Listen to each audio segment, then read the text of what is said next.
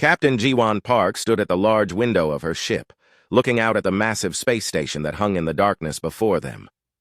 The Galaxy Council station was bigger than any human city, with lights that sparkled like stars across its metal surface. 3 years of talks had led to this moment. Today, humanity would finally join the galactic community as the 47th member species. "Captain, we're getting the final clearance codes now," said Dr. Minho Kim from behind her. The scientist had spent months learning about alien customs and languages. His desk was covered with data tablets showing information about dozens of different species. "Everything looks perfect for the ceremony." Jiwan nodded but felt something cold in her stomach. She had been a soldier before becoming a diplomat, and her instincts were telling her that something was wrong. The aliens had been too eager, too friendly. In her experience, when someone wanted to give you everything you asked for, they usually wanted something much bigger in return. "Any word from Commander Lee?" she asked. "She's still in the communications room, working on those translation protocols," Minho replied. "You know how careful she is with details." Commander Yuna Lee was more than careful with details. She was the best intelligence officer in the human fleet, and Jiwan had brought her along for exactly that reason. While Minho studied alien cultures, Yuna studied alien secrets. The door slid open and Yuna walked in, her face pale and tight. She carried a small data device in her hand, and her knuckles were white from gripping it so hard. "Captain, we need to talk. Now. Privately." Jiwan felt her heart speed up. Yuna only used that tone when something was very, very wrong. "Minho, could you give us a moment?" The scientist looked between them, confused, but left the room. When the door closed, Yuna activated a small device that would block any listening. "Equipment. They're not making us members," Yuna said without any introduction. "We're being classified as a resource species." The words hit Jiwan like a physical blow. "What does that mean?" Yuna's hands shook as she activated her data device. "I've been monitoring their communications for weeks. I finally cracked their encryption an hour ago. Jiwan, they don't see us as equals. They see us as cattle." The screen showed alien. Text with human translations scrolling beside it. Jiwan read the words and felt her blood turn to ice. Species designation, human. Classification, resource species, level 7. Recommended usage, mining operations in hostile environments, biological. Experimentation, manual labor in hazardous conditions. Note, unusual adaptability and pain tolerance make this species highly valuable for dangerous operations. "There's more," Yuna said, switching to another document. "They've already positioned fleets around our colonies. The moment we sign their treaty, those fleets move in, our people will be transported to work camps across the galaxy." Jiwan sat down heavily in her chair. 3 years of negotiations. 3 years of hope that humanity had finally found its place among the stars. All of it had been a lie. "How many of our people know?" she asked. "Just us, for now. The rest of the diplomatic team still thinks we're here for a celebration. And the council thinks we don't know." "Exactly. They believe humans are too primitive to break their codes or understand their real intentions." Jiwan looked out at the station again. Somewhere in that massive structure, alien beings were probably laughing about how easy it had been to fool the stupid humans. They thought humanity was weak, naive, and helpless. They were about to learn how wrong they were. "Yuna, send a coded message back to Earth. Tell them to activate Protocol 7 immediately." Yuna's eyes widened. Protocol 7 was the emergency plan that nobody thought they would ever need. It meant that Earth's government would assume all diplomatic contact had failed and that humanity was under threat.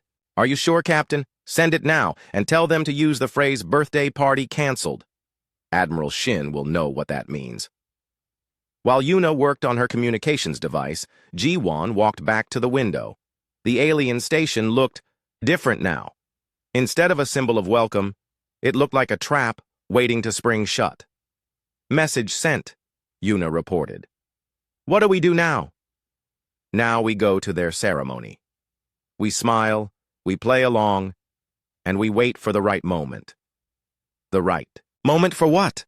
Jiwan turned away from the window, and Yuna saw something in her captain's eyes that made her shiver. It was the look of a predator that had been pretending to be prey. the right moment to give them our answer. 2 hours later, Ji-won walked into the council chamber wearing her best diplomatic uniform. The room was enormous, with seats arranged in circles that went up to the ceiling. Representatives from 46 different alien species sat watching her.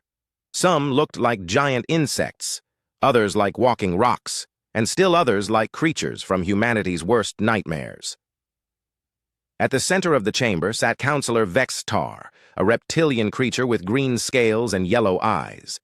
He was the one who had led the negotiations with humanity, always smiling with his sharp teeth and speaking in a friendly voice. "Captain Park," Vextar said, his voice echoing through the chamber. "We are so pleased to welcome humanity to our great community. Please, take your place at the signing table." Ji-won walked to the table where the treaty waited. It was written in beautiful alien script that promised friendship, cooperation, and mutual benefit. Every word was a lie. "Before I sign," Ji-won said, her voice carrying clearly through the chamber, "I have a question about the terms." "Of course," Vextar replied. "We want humanity to fully understand their new role." "Their new role." Ji-won repeated the word slowly. "You mean as a resource species?" The chamber went completely silent. Vextar's yellow eyes narrowed, and his friendly smile disappeared. "I'm not sure what you mean, Captain. I mean this." Ji-won pulled out a data device and activated it. The chamber's screens lit up with the intercepted communications, showing the Council's real plans in their own words. Angry hissing and clicking sounds came from the alien representatives as they realized their secret was exposed. Vextar stood, up slowly, his reptilian form towering over the human captain. "You should not have been able to access those communications," he said, his voice now cold and threatening. "You should not have underestimated us," Ji-won replied. "It does not matter," Vextar continued. "You are here, alone, surrounded by our fleets. Your colonies are defenseless. Whether you sign willingly or not, the result will be the same. Humanity will serve the Council." "No," Ji-won said simply. "We won't." "You think you have a choice? You are a primitive species with a few dozen ships and no real weapons. We have thousands of warships and have conquered hundreds of worlds. What can you possibly do to stop us?" Ji-won looked around the chamber at all the alien faces watching her. Some looked angry, others looked curious, and a few looked almost sad. She thought about her home world, about the billions of humans who were going about their daily lives not knowing that their freedom hung in the balance. She thought about Admiral Shin and the secrets he had been keeping. Most of all, she thought about what it meant to be human. "Counselor Vextar," she said, her voice calm and clear. "3 years ago, when we first met, you asked me what makes humans special. You wanted to know why you should care about one more primitive species." "Yes, I remember. And you gave us some story about cooperation and hope." "That wasn't the real answer," Ji-won said. "The real answer is that humans remember their enemies. We learn from our mistakes, and we never ever forgive betrayal." She placed her hand on the treaty but didn't pick up the signing stylus. "You want to know what makes us special? We're the species that looked at an entire galaxy full of predators and decided we belonged here anyway. We're the species that turned every disadvantage into a strength. And we're the species that just spent 3 years learning everything we could about you while you thought you were learning about us." The chamber was so quiet that the only sound was the humming of the station's engines. "So here's humanity's answer to your generous offer of slavery," Ji-won continued. She looked directly at Vextar, then let her gaze sweep across the entire chamber. When she spoke again, her voice carried the promise of storms and the coldness of space. "Run." Admiral Hyuk Shin was drinking coffee in his office when the message arrived. The taste was bitter, just like his mood had been for the past 3 years. He had been waiting for this moment, hoping he would never see it, but preparing for it. Every single day. Birthday party canceled. 4 simple words that changed everything. He set down his coffee cup and walked to his desk. With steady fingers, he entered a code that he had memorized but never used. Across the solar system, hidden systems came online. Ships that had been sleeping in the darkness began to wake up. "Admiral," his aide said, rushing into the office. "We're getting confirmation signals from all Ghost Fleet units." "How many ships are ready?" 237, sir." all equipped with the new stealth systems and Dr. Jang's special weapons. Hyok nodded. 200 ships didn't sound like much compared to the thousands the Council could bring to bear. But these weren't ordinary ships, and this wouldn't be an ordinary war. Send the activation codes to all units. Tell them Operation Blackout is now active. In the asteroid belt between Mars and Jupiter, Captain Daeho Choi felt his ship vibrate as its engines came fully online for the first time. The silent thunder had been drifting like a dead rock for 6 months, waiting for this moment. Around him, his crew moved quickly to their stations. "Captain, stealth systems are active," reported his navigation officer. "We're invisible to all known Council sensor types." "Weapon status? All systems green. Dr. Jang's sonic disruptors are loaded and ready." Daeho smiled grimly. Dr. Soyun Jang had spent 3 years pretending to study alien cultures for diplomatic purposes. In reality, she had been mapping the biological weaknesses of every species in the Galaxy Council. The weapons she had designed weren't just deadly, they were specifically crafted to target each alien species where they were most vulnerable. "Signal from Admiral Shin, sir. We're to proceed to the Proxima system and wait for Council forces to arrive. Set course for Proxima, and send a message to the colonists there. Tell them it's time for their vacation." Across human space, similar scenes were playing out. On research stations, mining platforms, and colony worlds, humans received coded messages that meant the same thing: pack your essential belongings and get to the evacuation ships. The Galaxy Council was coming, but they would find empty worlds instead of helpless victims. Dr. Soyeon Jang was in her laboratory on Luna when the alert came through. She looked at the weapons prototypes arranged on her workbench. 3 years of careful research disguised as cultural exchange programs. Each weapon was designed for a specific alien species, based on biological data she had gathered during friendly diplomatic meetings. The sonic disruptors would shatter the crystalline internal structures of the silicon-based quartzians. The top-rated electromagnetic pulse guns would shut down the cybernetic implants that the Nexus Collective needed to survive. The thermal lances would freeze the cold-blooded reptilians like Counselor Vexatar in seconds. "Dr. Jang," her assistant said, "Admiral Shin is requesting an immediate deployment of all prototype weapons to the Ghost Fleet. Tell him they're ready, all of them." She picked up a small device that looked like an ordinary scanner. "Make sure Captain Choi gets this one personally. It's designed specifically for reptilian biology." "What does it do?"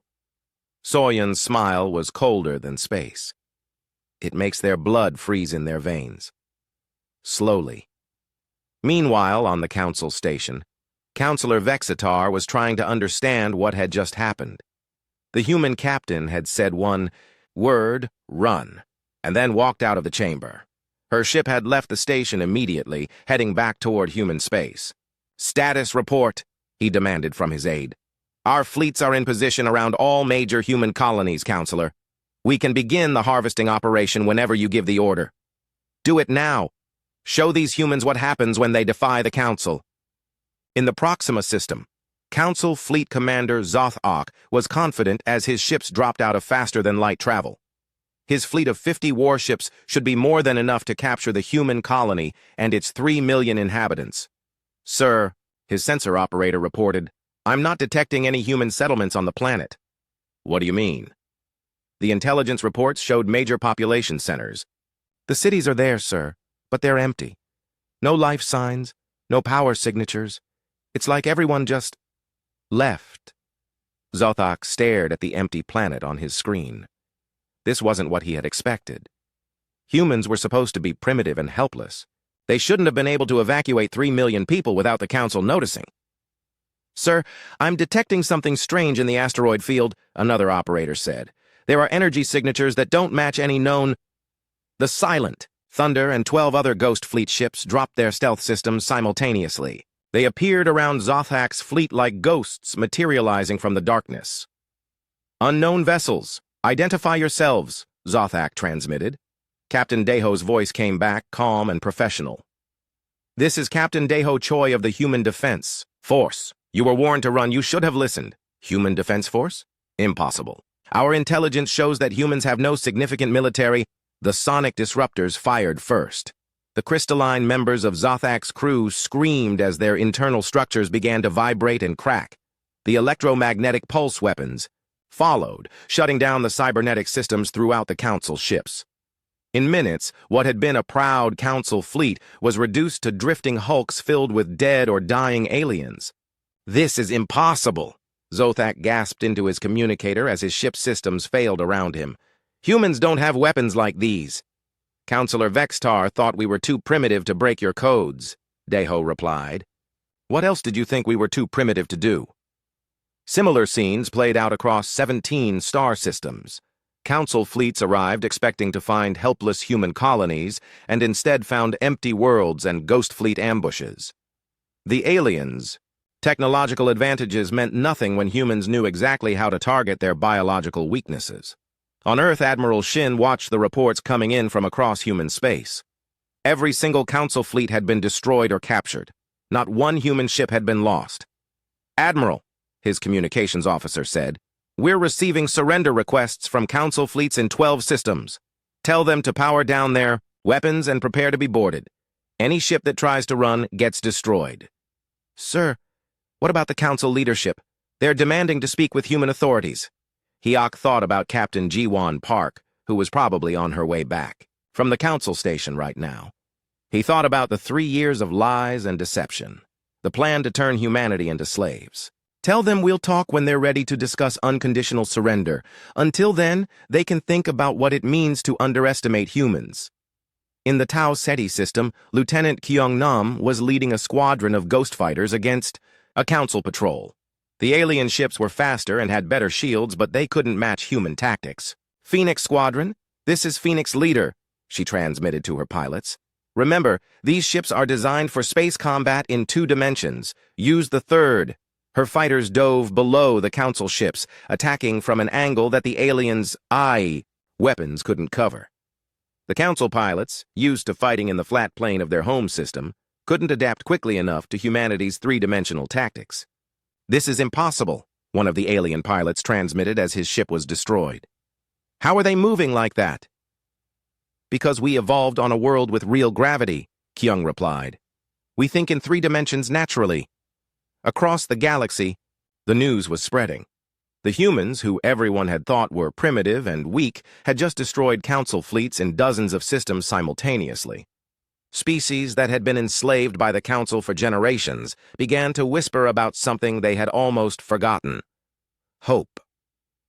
On the Council station, Vexitar was receiving reports from across Council space.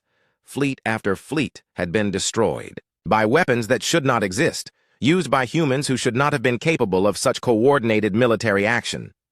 "How many ships have we lost?" he asked his aide. "Over 600, Counselor. The humans seem to have weapons specifically designed to kill each of our member species." "That's impossible.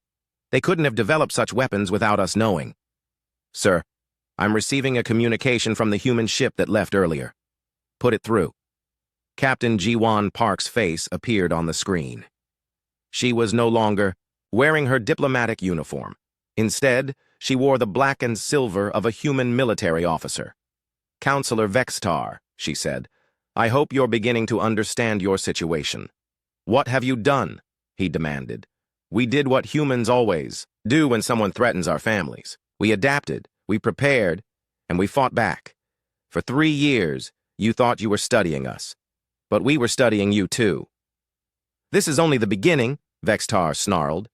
"The Council has thousands more ships, entire fleets that you haven't faced yet?" "Yes," Jiwon agreed. "And we know exactly where they are, what weapons they carry, and how to kill every single alien species in them. You gave us 3 years to prepare, remember?" "What do you want?" Jiwon's smile was sharp as a blade. "We want you to remember that you were warned. We told you to run, Counselor." Captain Taehyun floated in the darkness of space, watching the Council dreadnought through his helmet display. The massive alien warship was 3 times the size of any human vessel, bristling with weapons that could destroy entire cities. But it had one weakness that its builders had never considered. They had never expected anyone to be crazy enough to board it during a battle. "Boarding Team Alpha, this is Wolf Leader," he spoke into his communicator. "Target vessel is a reptilian class command ship. Expect heavy internal defenses and poisonous atmosphere. Copy, Wolf Leader. How do you want to play this? Taehyun smiled inside his helmet. Same as always. Fast, quiet, and deadly. His team of 12 Marines activated their maneuvering jets and flew toward the dreadnought like bullets. They had practiced this maneuver thousands of times in the past. 3 years, but never on such a large target. The alien ship's shields were designed to stop energy weapons and missiles, not small objects moving at relatively low speeds. Cutting through the hull now, reported Sergeant Rena Park as her plasma torch began slicing through the alien metal. Atmosphere inside is reading as toxic to humans, but our suits can handle it. Remember, we need this ship intact, Taehyun reminded his team. No explosives unless absolutely necessary. We want to turn their own weapons against them. The hole opened and the team flowed inside like water. The corridors were built for reptilian aliens, low and wide with heating elements in the walls, to keep the cold-blooded crew comfortable. For humans in environmental suits, it was like moving through a sauna. Movement ahead, whispered Corporal Jinwoo Lee. Looks like 6 guards coming our way. Take them quiet, Taehyun ordered.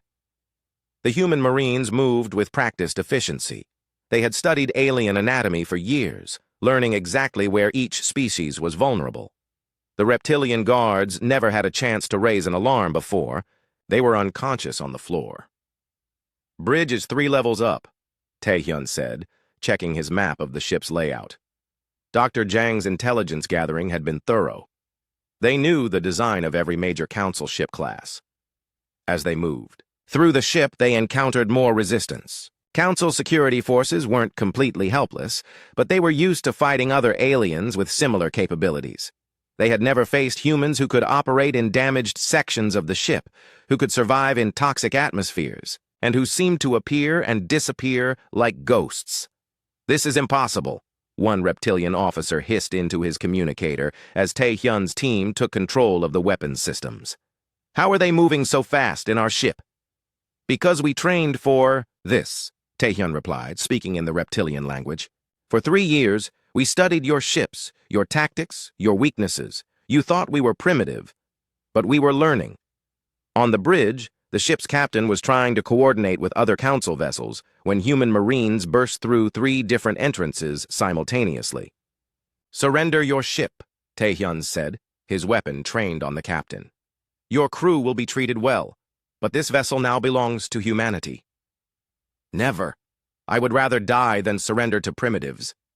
Your choice, Taehyun said calmly.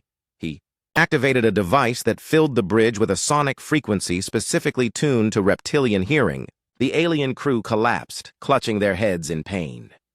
Minutes later, the Council dreadnought Venomous Strike turned its massive guns on its own fleet, now under human control. Across the galaxy, similar boarding actions were taking place. Human. Teams had studied every major ship class in the Council fleet, learning their layouts, their weaknesses, and their crew routines. What had seemed like impossible suicide missions became coordinated strikes that captured dozens of enemy vessels. Lieutenant Kyung Nam was engaged in a different kind of battle above the world of Kepler 442. Her fighter squadron was outnumbered, 10-1, but the Council pilots had never faced anything like human 3-dimensional combat tactics. Phoenix Squadron, execute maneuver Delta 7, she commanded. Her fighters suddenly split apart and dove in different directions, using the planet's gravity well to accelerate beyond what their engines alone could provide. The Council ships, designed for combat in the flat disk of their home systems, couldn't follow the complex orbital mechanics that human pilots used instinctively. How are they doing that? One Council pilot transmitted in confusion. They're using the planet's gravity, like a slingshot, another replied. I've never seen anything like it. That's because you never had to learn real physics, Kyung said as her fighter came up behind a Council ship at impossible speed. You just relied on superior technology instead of superior tactics. Her squadron destroyed the entire Council. Patrol without losing a single ship, using techniques that any human child who had played with orbital mechanics in school could understand. But the real change in the war came when the liberated species began to fight back. Captain Junho Bayek stood on the bridge of the captured Council cruiser Iron Fist, watching as ships from dozens of different species joined his fleet. These were not human vessels, but ships crewed by aliens who had been slaves of the Council for generations. "Captain," his communication officer said, "we're receiving a transmission from the Aquatic Collective. They want to join the fight. Put them through." The screen showed a being that looked like a cross between a dolphin and an octopus, speaking through a water-filled helmet. "Human Captain, I am Commander Depthsinger of the Aquatic Fleet. We have heard of your victories against the Council. We offer our ships and crews to your cause." "Why?" Junho asked. "The Council has ruled your people for over 200 years. Why fight them now?" "Because you have shown us something we had forgotten," the aquatic being replied. "You have shown us that the Council can be beaten. Our ancestors were warriors before we were slaves. We remember now." One by one, species that had been conquered by the Council began to rebel. The rocky silicon-based builders used their massive construction ships as weapons. The energy-based Luminous turned their ability to manipulate electricity against Council systems. The plant-like Growlers used their knowledge of biological warfare to create weapons that targeted Council species specifically. What had begun as humanity's war of survival became a galaxy-wide revolution. Counselor Zephyra of the Insectoid. Hive watched the reports flowing in from across Council space. As an insectoid, she communicated through chemical signals that allowed her to share thoughts with her entire species. What she was feeling now was something no Council member had experienced in 1,000 years. Fear. The rebellion is spreading. Faster than we can contain it. Her aide buzzed anxiously. 12 more systems have declared independence in the past day alone. How many ships do we still control? Less than half our original fleet. The humans keep capturing our vessels and turning them against us. And now the liberated species are contributing their own ships to the rebel fleet. Zephyra's compound eyes focused on a tactical display showing human fleet movements. The patterns made no sense to her. Human tactics were unlike anything in Council. "Military doctrine. They fight like a disease," she buzzed to herself. "They spread through our fleets, converting our own strength against us." "Ma'am, there's something else. Our intelligence reports suggest that the humans have been in contact with species we've never encountered before. Deep space races that have been hiding from Council expansion." "What kind of species?"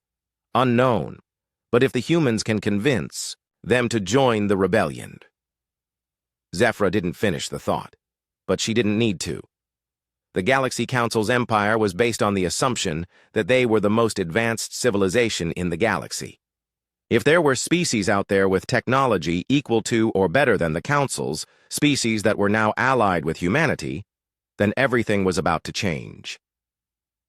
On the human command ship New Earth, Admiral Shin was coordinating the largest military operation in human history. His strategic display showed fleet movements across hundreds of star systems, each one representing thousands of lives and billions of credits worth of military equipment. "Admiral," his aide reported, "we're receiving surrender offers from Council fleets in 37 systems. Accept the surrenders but keep their crews under guard. We'll sort out war criminals from ordinary soldiers later." "Sir, what about the core Council worlds? They're still heavily defended." Shin looked at the tactical display. The Council's heart systems were protected by massive space fortresses and fleets that hadn't yet been defeated. Taking those worlds would require a different approach than the hit-and-run tactics that had worked so far. "Send word to Captain Park. Tell her it's time for the next phase." Jiwan Park was no longer just a captain. She had been promoted to admiral and given command of the combined human and allied fleet. Standing on the bridge of the massive captured Council Dreadnought Eternal Dominion, she watched as her fleet prepared for the assault on the Council core worlds. "All ships report ready," her tactical officer announced. "Human vessels, captured Council ships, and allied species fleets are in position. Communications. Open a channel to all Council core systems." "Channel open, Admiral." Jiwan looked into the camera, knowing that her words would be heard on every Council world, by every species that had ever been enslaved or oppressed by their galactic empire. Prime Counselor Mordex stood in the center of the Council's most secure command chamber, deep inside the fortress world of Council Prime. Around him, holographic displays showed the collapse of everything he had spent his life building. Red. Indicators marked rebel-controlled systems, and there were far too many of them. "Status report," he commanded, his voice echoing off the metal walls. 60% of our territory is now under rebel control, his military advisor reported. The humans and their allies have captured over 3,000 of our ships. Our remaining fleets are retreating toward the core systems. How is this possible? We had technological superiority, numerical advantage, and 1,000 years of military experience. Sir, the humans fight differently than any species we've encountered. They adapt to our tactics faster than we can change them. And their alliance with liberated species has given them resources we never expected them to have. Mordex looked at the tactical display showing the approaching human fleet. Ships from dozens of species flew alongside human vessels, many of them former Council warships that had been captured and turned against their builders. What about our deep space fleets? The ones stationed in the Outer Rim? They're requesting permission to return to defend the core worlds, but Admiral Park has positioned her forces to intercept them. Every fleet that tries to reach us gets destroyed or captured. Ambassador Narration was working 18-hour days trying to manage the politics of the rebellion. The conference room on her ship was filled with representatives from 40 different species, all trying to coordinate their efforts while dealing with centuries of mutual distrust. The Silicon builders want to use their construction ships to build a new space station for our government, she reported to the assembly. The Energy Collective has offered to provide power systems for the entire project. What about the aquatic worlds? Asked the representative from the plant-based growler species. They've been isolated from galactic politics for so long. How do we integrate them into our alliance? Carefully, Nari replied. Remember, we're not trying to replace the Council's empire with our own. We're trying to build something completely different, a true alliance where every species has an equal voice. It was a complex challenge. Many of the liberated species had been enemies of each other before the Council conquered them. Some had cultural differences that seemed impossible to bridge. But somehow, the human approach of treating everyone as equals was working. The key is that we all have something in common, Nari continued. We all suffered under Council rule, and we all want something better for our children. Captain Junho Bayek was commanding a fleet that would have been impossible just months earlier. Human ships flew alongside former enemies, former slaves, and species that had been hiding in deep space for generations. Captain, his communications officer reported, the crystalline harmonics are requesting permission to use their resonance weapons on the Council fortress at Sigma Prime. Granted, but make sure our ships are clear of the resonance field first. The crystalline ships looked like floating gemstones, beautiful and deadly. Their weapons used harmonic frequencies to shatter solid matter at the molecular level. Under Council rule, they had been forced to use their abilities for mining operations. Now they were using those same abilities to destroy Council fortifications. Captain, we're receiving a surrender signal from the Council fleet at Sigma Prime. Put them through. The screen showed a reptilian officer, his scales pale with fear. This is Fleet Commander Yexeth of the Council Defense Force. We wish to discuss terms. Unconditional surrender, Junho replied. Power down your weapons and prepare to be boarded. Your crews will be treated according to the laws of war, but your ships now belong to the Alliance. But we are the Galaxy Council. We rule this galaxy. Not anymore. One by one, Council fleets were surrendering or being destroyed. The fortress worlds that had seemed impregnable were falling to combined assaults from species that had learned to work together for the first time in centuries. But the real change was happening on the Council worlds themselves. On the industrial world of Forge Prime, the slave populations had risen up when they heard about the human victories. Beings who had spent their entire lives in factories and mines suddenly found weapons and began fighting their overseers. The revolution is spreading to every Council world, reported General Wu Jin Lim from his command post on the captured fortress. Iron Crown. We're receiving requests for support from slave populations on dozens of planets. What kind of support? Asked Admiral Park. Military advisors, weapons, medical supplies. Some of these worlds have been under Council control for so long that they don't remember how to govern themselves. Send them what they need, but make it clear that we're not trying to control them.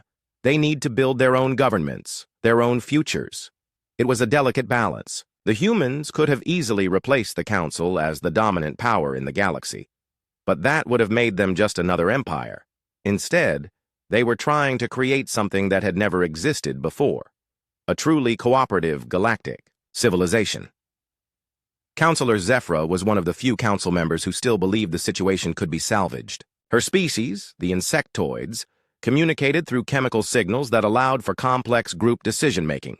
She had been watching the human tactics and beginning to understand something that terrified her. "They're not trying to conquer us," she buzzed to her fellow council members. "They're trying to replace us." "What do you mean?"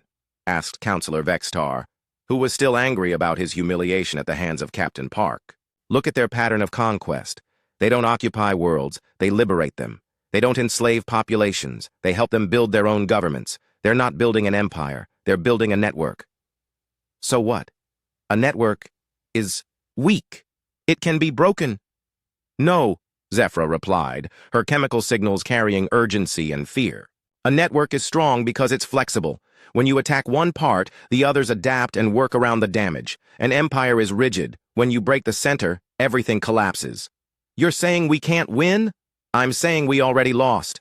We lost the moment we underestimated them." The final assault on Council Prime began at 600 hours Galactic Standard Time. Admiral Park commanded the largest fleet in galactic history, over 5,000 ships from more than 60 different species, all working together with a coordination that would have been impossible under the old Council system. "All units, this is Admiral Park," she transmitted to the entire fleet. "Remember, our goal is not to destroy Council Prime, but to liberate it. There are billions of innocent beings on that world who have never known anything but Council rule. We're here to show them that there's a better way." The Council's final defenses were formidable. Massive space stations surrounded the planet, each one bristling with weapons that could destroy entire fleets. Energy shields protected the most important installations. Fighter squadrons launched in waves, trying to overwhelm the Alliance forces through sheer numbers. But the Alliance fleet had advantages that the Council had never learned to counter. Human tactical flexibility combined with the unique abilities of dozens of different species created attack patterns that the Council's rigid military doctrine couldn't handle. The crystalline ships used their resonance weapons to shatter the space station's shields. The aquatic forces, with their fluid thinking, coordinated complex maneuvers that confused Council defenders. The Silicon builders used their construction ships to rapidly build forward bases in the middle of the battle. Most importantly, many of the Council's own forces began to surrender rather than fight. Word had spread throughout the galaxy about how well Alliance forces treated prisoners, how liberated worlds were thriving under their new governments. "Sir," reported the Council's military commander, "we're receiving surrender signals from our own fleets. Our crews are refusing to fight." Prime Counselor Mordex stared at the displays showing his capital world under attack. Everything he had believed in, everything the Council stood for, was crumbling around him. "Open a channel to the Alliance fleet," he said finally. "Sir, you heard me. Open a channel." Admiral Park's face appeared on the screen, calm and professional even in the middle of the largest space battle in galactic history. "Prime Counselor," she said, "I assume you're ready to discuss surrender terms." We... Mordex struggled, with words he had never expected to say. "The Galaxy Council formally requests a ceasefire." "Unconditional surrender," Park replied. "Nothing less will be acceptable." "You don't understand. The Council has ruled this galaxy for 1,000 years. We brought order to chaos, progress to primitiveness. Without us, the galaxy will fall apart." "Counselor, your empire was built on slavery and oppression. You called it order, but it was just another form of chaos. The chaos of beings living in fear of their rulers. What do you want from us?" Admiral Park's expression softened slightly. "We want you to learn what we learned, Counselor. We want you to discover that cooperation is stronger than domination. That partnership is more stable than oppression. And if we refuse, then you'll be removed from power and tried for crimes against sentient beings." President Minji Han stood before the largest gathering in galactic history. The assembly hall on New Harmony Station could hold representatives from over 300 species, and today every seat was filled. 6 months had passed since the fall of the Galaxy Council, and the work of rebuilding an entire galaxy was just beginning. "Citizens of the Free Worlds Alliance," she began, her voice carrying to beings across thousands of star systems through quantum communication networks. "Today, we take the next step in building a future that none of our ancestors could have imagined. The translation devices worked perfectly, converting her words into hundreds of different languages, from the chemical signals of the insectoids to the harmonic frequencies of the crystalline species. Every being in the galaxy could understand her words, but more importantly, they were choosing to listen.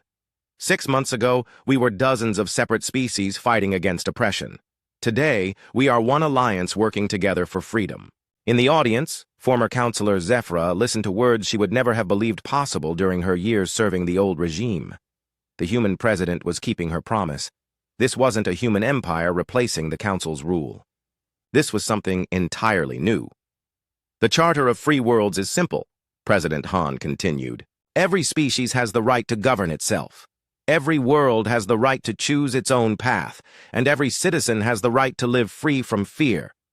Behind her, a massive display showed the Alliance territory, over 200 star systems, that had voluntarily joined together, not because they were conquered, but because they chose cooperation over conflict. General Wu Jin Lim was in his office reviewing the transformation of the galaxy's military forces. What had once been the Council's oppressive fleets were now becoming something unprecedented, a truly defensive military that protected all Alliance worlds equally. General, his aide reported, the Crystalline Defense Corps has completed construction of the early warning stations in the Outer Rim. If any hostile forces try to enter Alliance space, we'll detect them weeks before they arrive. Good. What about the integration of former Council forces? Better than expected, sir. Most of the alien officers are adapting well to our cooperative command structure. They're actually relieved not to have to worry about political purges and assassination attempts. Wu Jin smiled.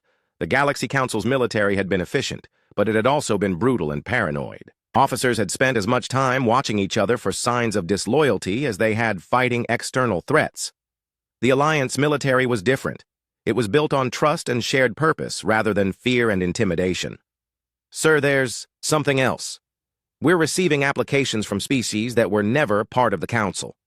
Deep space civilizations that have been hiding from galactic politics for centuries. They want to join the Alliance. How many? Over 50 new species, in the past month alone. Word is spreading that the Alliance actually keeps its promises about equality and self-governance. On the former Council world of Titan's Rest, Ambassador Jun Kang was overseeing the War Crimes Tribunal that would determine the fate of the Council's leadership. The proceedings were being broadcast across the galaxy, not for revenge, but to ensure that the truth about the Council's crimes was never forgotten. The evidence clearly shows systematic enslavement of entire species, he said to the panel of judges, which included representatives from 12 different species. The Galaxy Council didn't just conquer worlds, they deliberately destroyed cultures, separated families, and treated sentient beings as resources to be exploited. Former Prime Counselor Mordex sat in the defendant's chair, looking older and more tired than he had during his years in power. The weight of facing the truth about what his government had done was visible in his posture. "Do you have anything to say in your defense?" Judge Yaren asked. "I believed we were bringing order to the galaxy," Mordex replied quietly. "I thought the Council's rule was necessary to prevent chaos." "And now?" The former Prime Counselor looked out at the audience filled with beings from species he had once considered inferior. "Now I see that we created the very chaos we claimed to prevent. We made the galaxy a place where beings lived in fear of their own government. The tribunal will consider your testimony," Judge Yaren said. "But remember, that acknowledgement of wrongdoing does not erase the suffering caused by your actions." The trials were important, not just for justice, but for establishing the principle that no leader, no matter how powerful, was above the law. The alliance would be built on accountability as much as cooperation. Admiral Jiwan Park, now retired from active military service, was working on something she considered even more important than winning the war. The Academy on New Terra was training the next generation of Alliance leaders, beings from dozens of species learning to work together from the beginning of their careers. "The key to understanding Alliance tactics," she explained to a class, "of mixed species cadets, is not superior technology or greater numbers. It's the ability to see every challenge from multiple perspectives." A young crystalline cadet raised what might have been a hand. "Admiral, how did humans develop such different military thinking?" Why were your tactics so effective against Council forces? Jiwan smiled at the question. Because humans had to learn to cooperate to survive. Our home world was dangerous, with many different environments and threats. We couldn't dominate our planet through superior strength. We had to work together, adapt to different situations, and think creatively. But the Council species were also successful on their home worlds, pointed out an insectoid cadet. Yes, but they became successful through specialization and rigid hierarchies. That works well in stable environments, but it makes adaptation difficult when circumstances change. A former Council officer, now studying alliance methods, asked, "Is that why our fleets failed so badly against yours?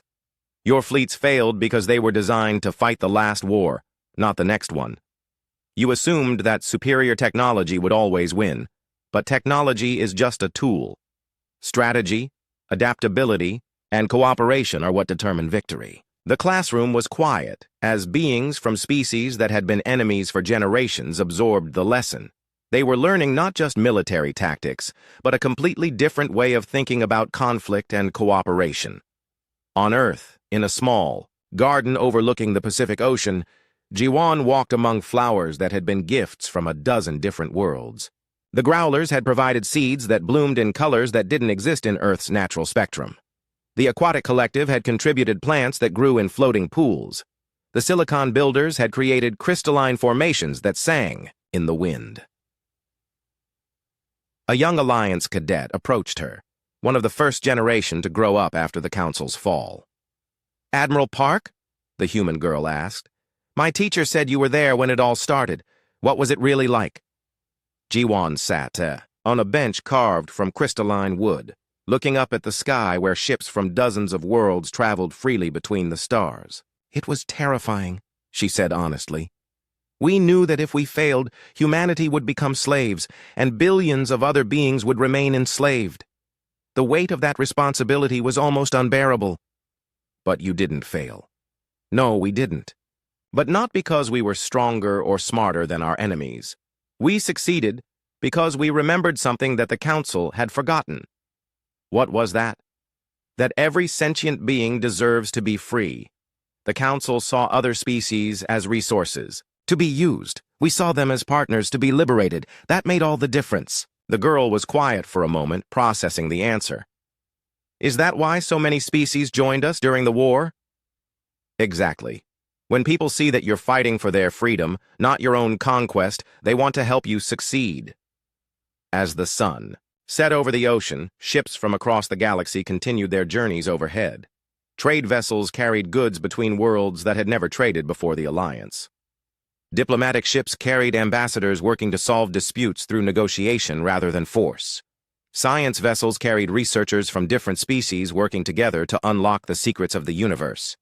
"Admiral," the girl asked, "do you think the Alliance will last?" Jiwan considered the question carefully. "I think it will last as long as we remember why we built it. The Council lasted for 1,000 years because it was held together by fear. Fear can be very stable, but it's also brittle. When it breaks completely. And the Alliance? The Alliance is held together by choice. Every world chooses to be part of it. Every species chooses to cooperate. Choice is more flexible than fear, but it's also stronger in the long run. When people choose to work together, they can accomplish things that seemed impossible." Above them, a ship from the former Council world of Venom Prime was docking at the orbital station. Its crew included former Council officers who had voluntarily joined the Alliance, working alongside species they had once helped oppress. It was a sight that would have been unthinkable just a year earlier. "The Galaxy Council thought they could rule through deception and force," Jiwan continued. "They tried to turn us into slaves, so we gave them one word: run. They should have listened. What happens now?